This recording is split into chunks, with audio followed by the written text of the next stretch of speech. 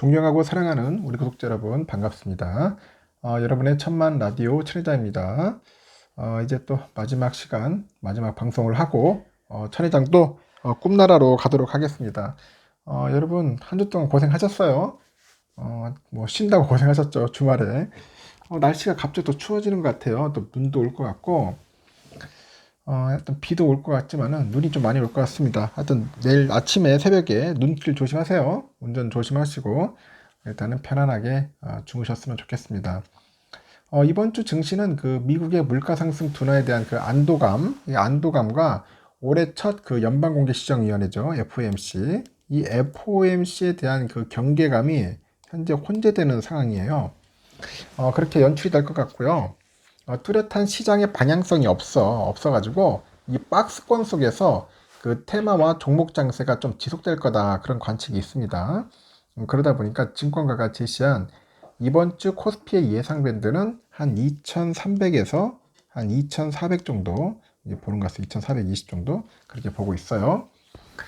지난주 코스피는 전주 대비했을 때 4.19% 올라서 2386.09에 마감을 했는데 5거래일 연속 모두 상승세를 나타냈고 2400선에 바짝 그 다가서는 흐름을 나타냅니다. 지난주 유가증권 시장에서 외국인하고 기관애들이 외국인들이 한 1조 7476억, 그리고 기관애들이 9888억을 순매수했어요. 개미들이 2조 7271억을 이제 순매도를 한 거죠.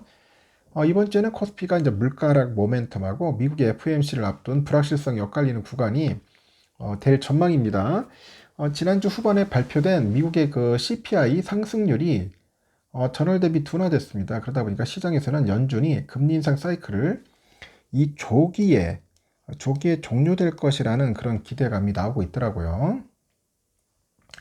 다만 이런 긴축 완화의 필요성을 연준이 빠르게 인정할지에는 물음표가 붙는데, 이번에 물가 상승률이 둔화한 것은 휘발유랑 연료유 등 그 에너지 가격이 크게 하락한 영향이 컸기 때문이라고 합니다.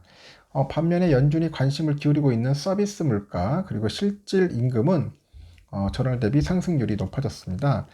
최근에 수개월간 물가지표 발표 이후에 종종 확인됐던 그 환호 후 경계 양상이 나타날 가능성이 있다고 하는 것 같아요. 다음 달 초로 예정된 그 FOMC에서 그 연준의 매파적인 스탠스가 강하게 확인될 공산이 있고, 이 금리를 따라가는 증시의 급등은 당장 더 이어지기는 어려울 것 같다. 그러면서 이익 모멘텀은 악화되는데 단기적으로 이 금리의 상승을 쫓았던 이런 종목이 있었다면은 상대적으로 조정폭이 클 수 있음에 유의해야 한다고 이렇게 조언을 하는 것 같아요. 그리고 코스피의 그 장기 하락 추세는 중단됐지만은 위험자산 그 선호 심리가 소폭 후퇴할 가능성도 있다는 그런 분석도 나오고 있어요. 최근에 주가가 단기간 급등한 것에 대한 그 소화 과정이 필요하다는 의견이 있는데, 현재 코스피 그 주가 순자산 비율 1배는 2500 수준에 위치하는데요. 경험적으로 이 PBR 수준은 저항으로 작용을 했고, 지금도 지난해 8월하고 11월의 고점이 PBR 1배 수준에서 형성이 됐어요. 그러다 보니까 이익 전망치 그리고 PBR 수준으로 볼 때 그 코스피가 추가로 저점을 낮출 가능성은 낮지만은 의미 있는 상승 국면 전환을 위해서는 영업이익 전망치 하락세가 진정되는 모습이 나타날 것이라고 평가를 하는 겁니다. 지난해 4, 4분기 실적 발표도 코스피 상단을 막아설 수 있는 요인인데, 지난해 4, 4분기 코스피 상장상 그 188개 기업의 영업이익 컨센이 31조 5천억이에요. 전년 동기 대비 28.3% 줄어들 것으로 현재 기록할 것으로 추정이 됩니다. 이렇듯 중국 정부가 우리 정부의 중국발 입국자 방역 강화에 대응해서 단기 비자 발급 중단에 나서면서 이제 불거진 그 방역 갈등도 변수예요. 그러다 보니까 다음 주는 중국의 춘절 연휴가 있기 때문에 이로 인한 그 확진자 급증하고 입국자 방역 통제는 당분간 지속될 확률이 높아요. 중국의 소비주와 경기 민감주는 중장기 방향성은 우상향인데, 뉴스 플로우에 대한 그 단기 변동성은 감내해야 한다는 그런 것이죠. 하여튼 흥미로운 아주 재미있는 또 한 주가 될 것 같습니다. 여러분들 참고하시면 좋을 것 같고요. 그리고 여러분들 보시다시피 11월 16일, 뭐 일본은 12월 생산자 물가지수 나오고, 그래서 재미있는 것은 이거 18일 날이 중요하죠. 미국의 12월 소매 판매, 그리고 생산자 물가지수 나옵니다. 그리고 19일 날 미국의 1월 필라델피아 연준의 경기 전망이 나온다는 거 참고하면 좋을 것 같아요. 금요일 날은 뭐 나름대로 선방했어요. 코스피도 0.89% 올랐고, 코스닥 0.14, 그리고 코스피 200도 0.99. 코스피 200이 좋았죠. 그리고 토요일 날 그 미국 증시 보니까 아주 흥미로웠어요. 처음부터 별로 좋진 않았는데, 시간이 흐르면서 뭐 잘 올라가더라고. 그래서 다우도 한 0.34% 올랐고, 나스닥이 그래도 0.71%는 올랐어요. 0.71% 상승을 했고, S&P가 0.4% 올랐어요. S&P. 다행스럽게 S&P가 3,999.09로 끝났다는 거지. 선방을 했습니다. 이 정도면은 뭐 양호한 거 아니겠습니까?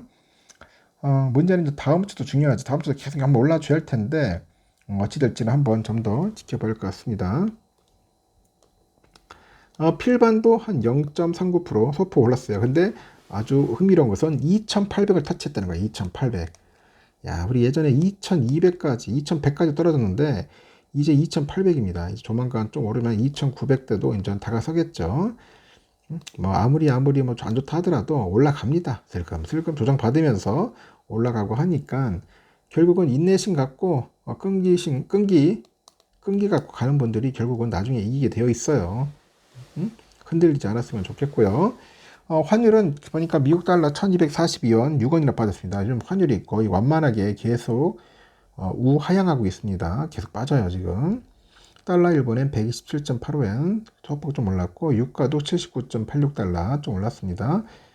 일본 엔화 971.9원, 아주 폭등을 했어요. 일본 엔화가 갑자기 슈팅을 했고, 유로화는 1345.21원, 소폭 상승했고, 중국 위안화 185.13원, 이발유 값도 좀 올랐죠. 1559.38원, 국제금값은 1921.7달러.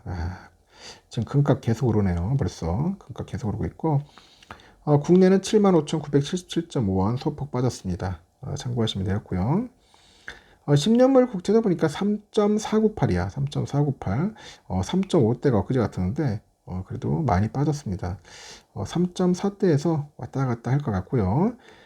그리고 선물도 마찬가지로 좀 올랐죠. 다우도 한 0.35% 정도 올랐고 S&P 0.4%, 나스닥 0.65, 그리고 러셀이 한 0.7, S&P 500 빅스는 한 0.2.37초 빠졌습니다.